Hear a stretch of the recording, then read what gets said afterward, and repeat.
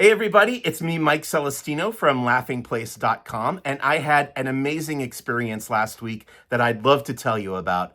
Thanks to a very generous invitation from Epic Games, I had the wonderful chance to visit Jon Favreau's Fairview Studios here in Southern California for a preview of some new Star Wars content coming to Fortnite very, very soon. Favreau's studio is located in Culver City, and it's nicknamed Thunder Alley after its previous use during the hot rod era of Los Angeles. And Thunder Alley also happened to be the secret code name for Lucasfilm's new movie, The Mandalorian and Grogu, which was actually partially shot at this location. Half of my visit to Thunder Alley consisted of a tour of the facilities, and half was spent learning about the new Fortnite content. So I'm going to be splitting all of that up into 3 total videos, 2 of which will be coming out today right here at the Laughing Place YouTube channel. As you probably know, if you're a fan of Laughing Place at all, I am a huge lifelong Star Wars fan, and I'm pretty into the Mandoverse of Disney Plus content, so it meant a tremendous amount to me to visit Thunder Alley and see the set of The Mandalorian and Grogu, the new theatrical movie coming from Lucasfilm. You may have seen the studios featured recently in an episode of Adam Savage's Tested, and in this first video of mine, I'll be going through what that visit was like for me personally. While I can't show you images of the studio's exterior, I can tell you that it is made up of 3 hangars, which also have the individual nicknames of Huey, Dewey, and Louie. In fact, inside the lobby there are framed original production drawings from the 1938 Walt Disney Donald Duck short, Good Scouts. There are also a couple of mounted large-scale concept art images by artists Doug Chiang and Christian Alsman from the first season of The Mandalorian hanging on the walls. The next room from inside that lobby is where visitors start to see props and set decor from The Mandalorian and Grogu, starting with items from the new underworld planet of Shakari, which you've seen in the trailers for the new movie. This is where Martin Scorsese's Ardinian character has his food stall set up. What I found most interesting is that at the physical set, the food truck is named Rick's Grubs in the fictional Star Wars alphabet of Arabesh, but in the trailer, the name is Hugo's, a reference to the 2011 Scorsese movie Hugo. I was told by members of the art department that this change was made after Marty joined the cast. I was so enraptured by all the neon signs in this room because of my love of Arabesh. Shank House Salt, Ferric Fay, Zebu's Paste, Spice. Some of it is heavily stylized, so it's difficult to read. Then it was time to move on into the next large room, which was even more overwhelming. But in there, I had time to record a little video tour, so I'll let my previous self guide you around. I want to record a video real quick because this is a weird opportunity that I'm never going to have again. I'm on the set of The Mandalorian and Grogu. I'm in the Adelfi base.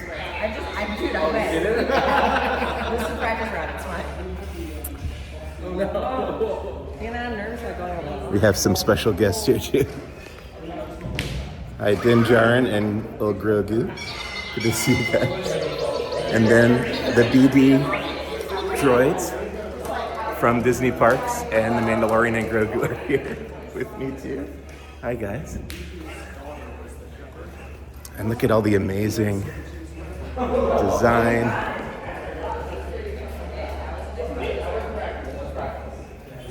That went into Adelfi base. All the helmets.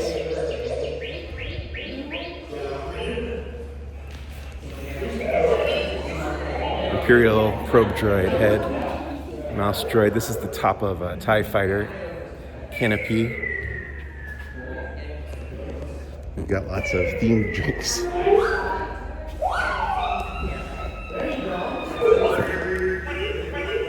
Just so excited to be here. Maybe the coolest thing is this is the booth where Sigourney Weaver, her character Colonel Ward, talks to the Mandalorian and Grogu.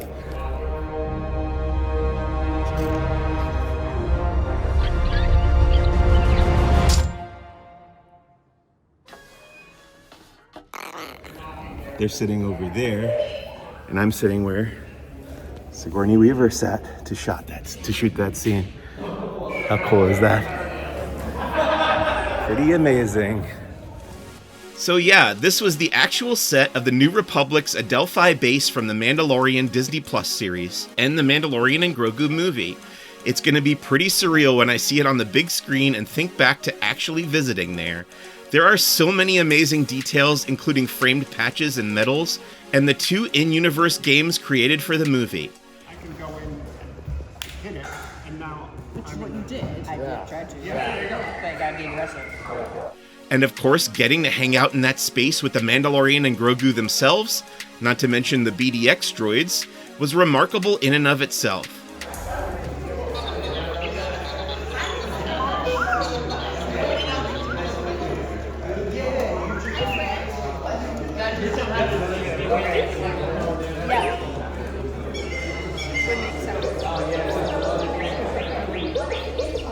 Plus, I got to chat with production designer Andrew L. Jones and art director Colin Kirkpatrick, and take home an in-universe coaster as a souvenir, which I have happily added to my collection.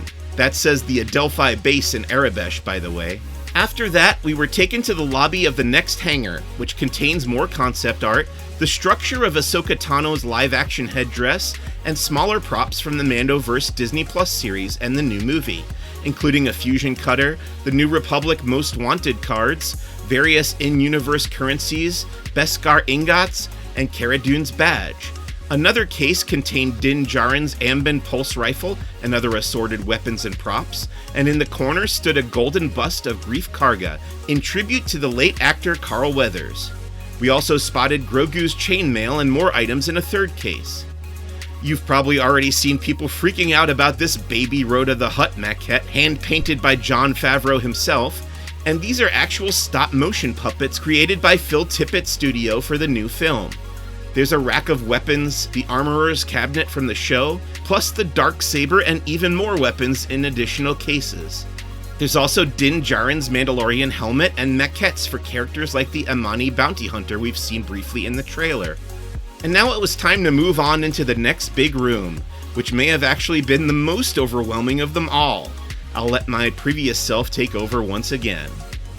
All right, so now I'm in another hangar at Jon Favreau's studio, where they have just a ton of props and costumes and creatures from The Mandalorian, the Mandoverse, and The Mandalorian and Grogu.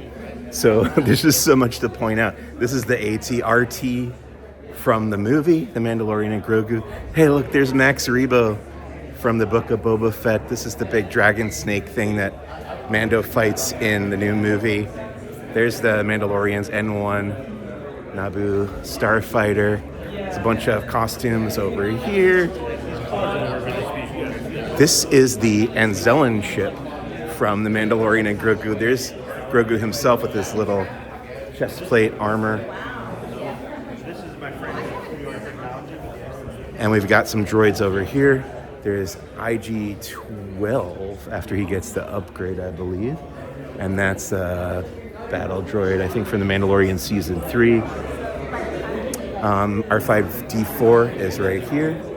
There he is. And then there's the STAP right there. A bunch of creatures from Skeleton Crew in the cages up there. This is the interior of the Mandalorian, of the Anzellan ship from Mandalorian and Grogu, with an Anzellan in there. There's actually serving food in the food court. You don't have to go now if you want to stay here. I don't need food. I've seen some of this stuff before at the Star Wars Celebration. They had a very cool display there. So this is a Razor Crest model, and then behind me, this is the cockpit of the new Razor Crest that they actually used in the movie. So you'll be seeing that on the big screen. Here's some more, look, from Skeleton Crew. There's Neil. There's the Alia Shawkat character, whose name I'm blanking on right now. There's Frog Lady and Frog Man.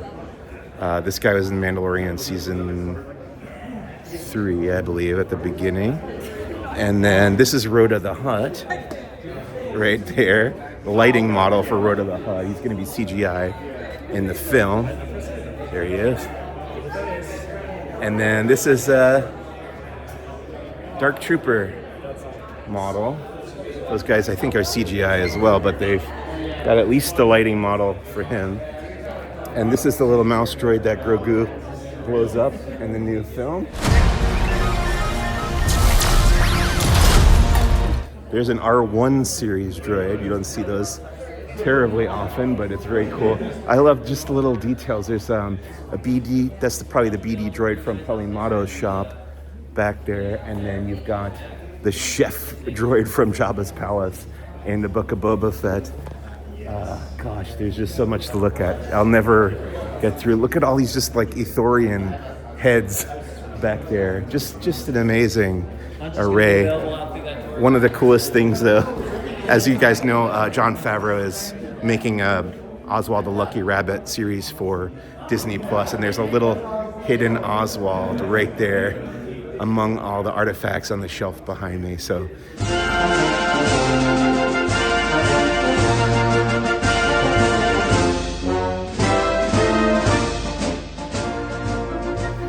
Just incredible to be here. And oh, look, there's a Tauntaun and a Boba Fett throne from Book of Boba Fett.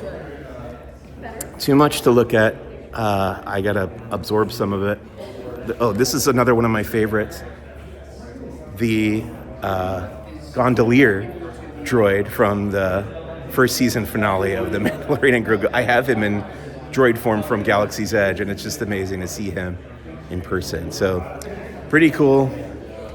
Not to repeat myself, but this room reminded me a lot of the Mandoverse display at Star Wars Celebration 2022, except with even more stuff thanks to another full season of The Mandalorian, plus Ahsoka and Skeleton Crew having been produced by Jon Favreau, Dave Filoni, and their team since then. There was also a really neat looking desk used by one of the Imperial Remnant warlords in the new movie, a whole bunch of prop blasters and helmets, and it was great to be shown around the collection by Josh Roth, who served as the property master on the new film. But one of the biggest treats of all was something I absolutely was not expecting to be able to do. All right, guys, this is it. I have the amazing opportunity to step inside the cockpit of the new Razor Crest from The Mandalorian and Grogu. Go ahead. Here we go.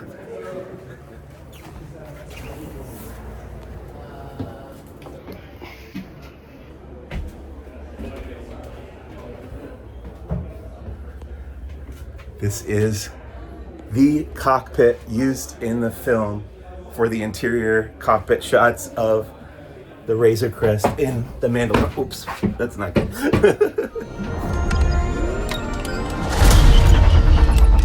Hey, never touch the buttons. Strap in.